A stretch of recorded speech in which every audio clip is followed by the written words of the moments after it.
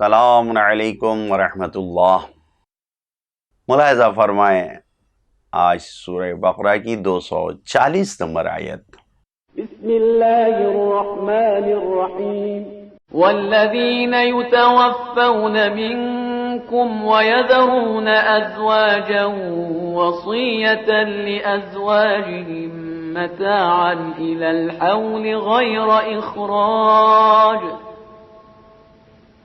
فَإِنْ خَرَجْنَ فَلَا جُنَاحَ عَلَيْكُمْ فِي مَا فَعَلْنَ فِي أَنفُسِهِنَّ مِن مَّعْرُوفٍ وَاللَّهُ عَزِيزٌ حَكِيمٌ۔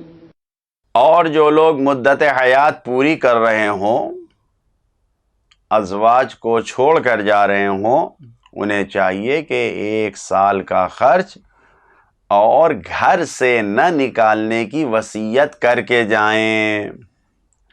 پھر اگر وہ خود سے نکل جائیں تو تمہارے لیے کوئی حرج نہیں ہے، وہ اپنے بارے میں جو بھی مناسب کام انجام دیں بہتر ہے۔ خدا صاحب عزت اور صاحب حکمت بھی ہے۔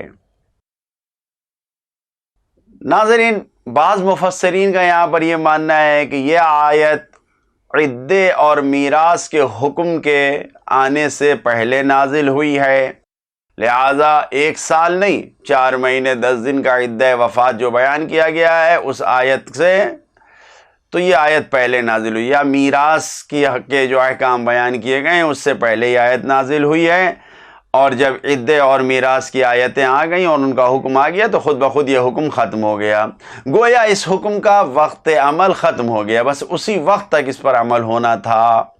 لہذا جب آیت آ گئی میراث کا حکم لے کر، عدت کا حکم لے کر آ گئی تو پھر یہ حکم ختم ہو گیا۔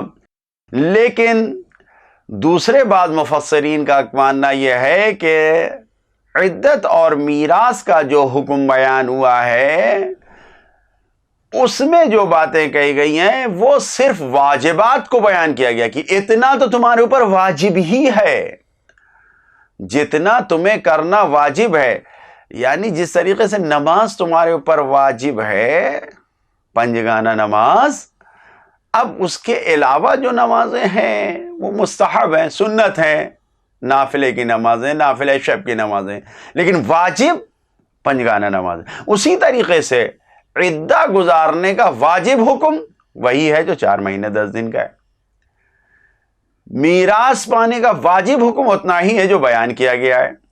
لہذا اس آیت میں جو حکم دیا جا رہا ہے یہ مستحبات کا حکم ہے، اضافہ دینے کا حکم ہے۔ اس آیت میں جو حکم دیا جا رہا ہے اس آیت میں واجب کے ساتھ ساتھ مستحبات کو بیان کیا گیا ہے، گویا عدت کے بعد بھی اگر اپنے شوہر کے احترام میں اس کے غم میں رہنا چاہے تو وہ 1 سال تک گھر میں رہ سکتی ہے، اس کو نکالا نہیں جائے گا۔ یہ حکم 1 سال کا گویا استحبابی صورت میں ہے کہ بہتر یہ ہے کہ اگر عورت رہنا چاہتی ہے تو اسے نکالا نہ جائے، اور اسی طریقے سے شوہر نے جو میراث اس کو ملنے والی ہے بیوی کو، اس سے ہٹ کر یہ بات نصیحت کی ہے کہ 1 سال تک اس کا خرچ ادا کیا جائے، اس کی وصیت کے مطابق عمل کر دیا جائے۔ یعنی شوہر کو یہ خیال رکھنا چاہیے کہ وصیت کرتے وقت بیوی کا حق معین کر دے کہ اس کے 1/3 جو 1/7 ترکہ ہے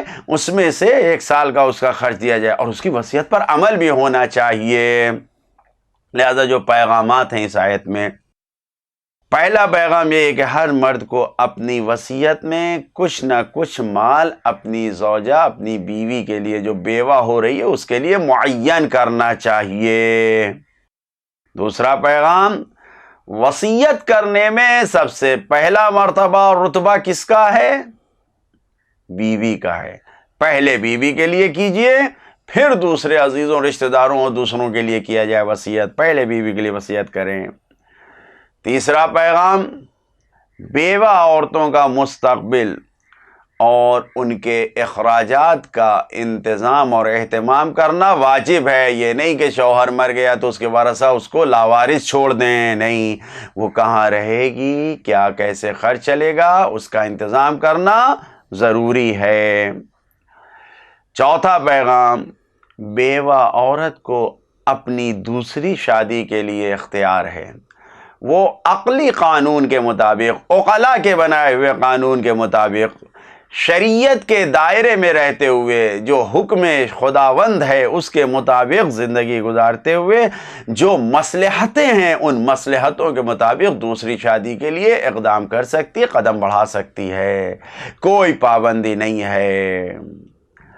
پانچواں پیغام، تمام احکام الہی، خداوند عالم نے جو بھی حکم بیان کیا ہے اس کے پس پشت کوئی نہ کوئی مصلحت ہے، کوئی نہ کوئی حکمت پائی جاتی ہے۔ بغیر فلسفے اور حکمت کے خداوند عالم نے کوئی حکم معین نہیں کیا ہے۔ لہذا توجہ فرمائیں، بیوہ عورتوں کو، طلاق شدہ عورتوں کو لاوارث نہیں چھوڑنا چاہیے۔